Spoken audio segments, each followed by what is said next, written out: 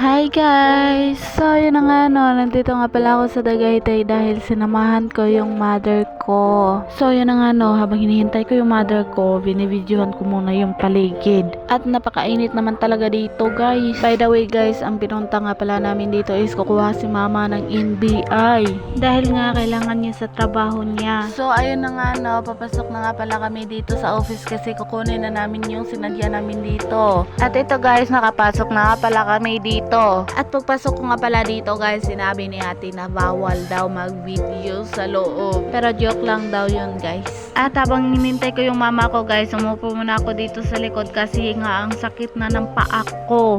At ito na nga nakalabas na nga pala kami dito. At binilisan ko nga pala yung paglalakad ko dyan guys kasi gutom na ako sa mga oras na yan. Sumabay pa yung paa kong sumakit na talaga yung paa ko dahil sa sandal na to.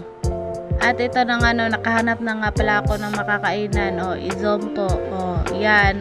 Di ba? So, pupuntahan na natin. So, nandito na nga pala kami sa Jollibee guys. Kasi kakain na nga pala kami dito.